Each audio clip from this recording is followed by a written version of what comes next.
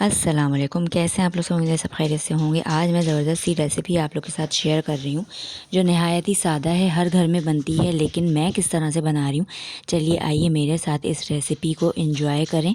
इसको देखते हैं मैं किस तरह से बनाती हूँ। लेकिन उससे पहले मैं आप लोग से रिक्वेस्ट करती चलूँ, चैनल पर आ गए हैं तो लाइक और सब्सक्राइब का बटन ज़रूर से प्रेस कर दीजिए। सबसे पहले मैंने यहाँ पर एक प्याली दाल ले ली है जो कि मैंने आधा घंटा भिगो ली है। ये मूँग की दाल है, तो ये मैंने एक प्याली, नॉर्मल जो प्याली होती है उसको भर के मैंने ये भिगो दी है आधे घंटे के लिए। इसको यहाँ पे भिगो के रख दिया है। बाकी अब हम दूसरे इसकी काम करेंगे कि हमें इसमें क्या क्या चीज़ें चाहिए। तो सबसे पहले यहाँ पे मैंने 2 बड़े साइज़ की प्याज ले ली हैं और इसको ऑयल में, आधी प्याली ऑयल में या हस्बे ज़रूरत जितना आप ऑयल डालना चाहें उसमें फ्राई होने के लिए रख दिया है। यहाँ पे कुछ मसाले जाएंगे जो मैं आपको पहले से बता दूं। नमक जाएगा हस्बे ज़रूरत, क्योंकि मैं यहाँ पे चिकन पाउडर भी इस्तेमाल कर रही हूँ, आधा चाय का चमचा, तो नमक थोड़ा हस्बे ज़रूरत से कम जाएगा। आधा चाय का चमचा लाल मिर्च का पाउडर है, आधा चाय का चमचा काली मिर्च पाउडर है, आधा चाय का चमचा हल्दी पाउडर है, आधा चाय का चमचा धनिया पाउडर है। साथ साथ मैंने यहाँ पे 2 बड़े साइज़ के टमाटर ग्राइंड करके रख लिए हैं। और जब हमारी प्याज जो मैं फ्राई कर रही हूँ, जब वो फ्राई हो जाएगी तो फिर मैं इसी टमाटरों के साथ उसको भी मैं ग्राइंड कर लूँगी। तो ये ग्राइंड हो गई थी प्याज और टमाटर, ये मैंने ऑयल में, उसी ऑयल में शामिल कर दिए हैं। अच्छा, यहाँ पे आधा चाय का चमचा ज़ीरा भी पड़ेगा, वो मुझसे मिस हो गया है, तो यहाँ पे आप ज़ीरा भी शामिल कर सकते हैं। तो यहाँ पे टमाटर और प्याज को मैंने इसमें डाल लिया है और ये इसमें बाकी मसाले जो मैंने अभी आपको दिखाए हैं वो मैं यहाँ पे शामिल कर दूँगी। आप लोग देख सकते हैं यहाँ पे मैंने सारे वही मसाले जो मैंने आपको अभी मेजरमेंट के साथ बताए हैं वो मैंने यहाँ पे शामिल कर दिए। अच्छा सा इसको मैं भूनूँगी, तो हम भूनने तक का इंतज़ार करेंगे। ये भुन रहा है हमारा मसाला और इसके बाद हम इसमें भीगी हुई दाल जो है वो डाल देंगे। चैनल पे आ गए हैं, रेसिपी थोड़ी सी भी पसंद आ रही है तो मैं आप लोग से फिर से रिक्वेस्ट करती चलूँ कि रेसिपी को लाइक और सब्सक्राइब चैनल को ज़रूर कर दीजिए। अब यहाँ पे मैं इसमें शामिल करूँगी जो हमने दाल भिगोई है वो। अच्छा, यहाँ पे मैं थोड़ी हरी मिर्चें भी काट के डालूँगी। एक हरी मिर्च मैंने, एक बड़े साइज़ की मेरे पास हरी मिर्च थी, बारीक पतली जो होती हैं, वो मैंने यहाँ पे काट के डाल दी। इससे बहुत अच्छा टेस्ट आ जाएगा।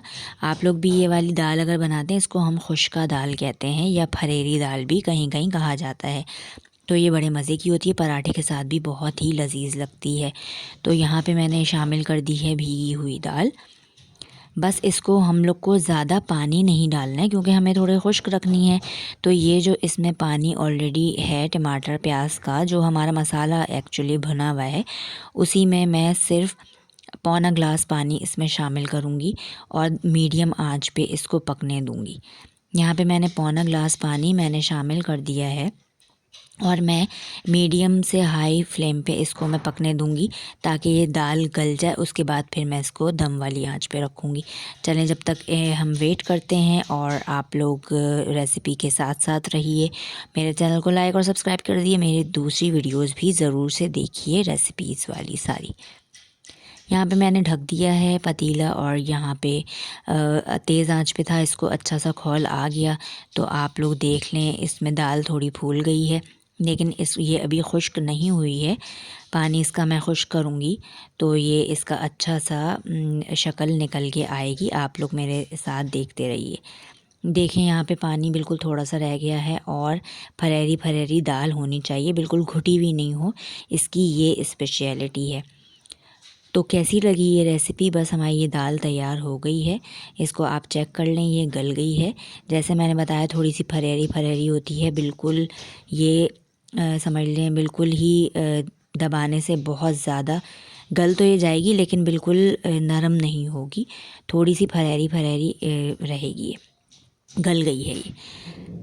चलें, कैसी लगी रेसिपी ज़रूर से मुझे फ़ीडबैक दीजिएगा। इसके ऊपर मैं गार्निशिंग के लिए मैं यहाँ पे डालूँगी धनिया और हरी मिर्चें भी आप डाल सकते हैं, गरम मसाला भी डाल सकते हैं। तो ये ज़बरदस्त सी रेसिपी तैयार है। रेसिपी को ज़रूर से लाइक कर दीजिएगा और मुझे फ़ीडबैक ज़रूर दीजिएगा कि मैं क्या रेसिपी आप लोग से शेयर करूँ। पराठे से के साथ खाएँ, इसको नान के साथ भी बहुत अच्छी लगती है और ये रायते के साथ भी या दही सादा भी हो उसके साथ भी अच्छी लगती है। रेसिपी कैसी लगी ज़रूर से बताइएगा। जज़ाकल्ला। अगली रेसिपी तक के लिए मुझे इजाज़त दीजिए और मेरे चैनल को लाइक कर दीजिए। अल्लाह हाफ़िज़।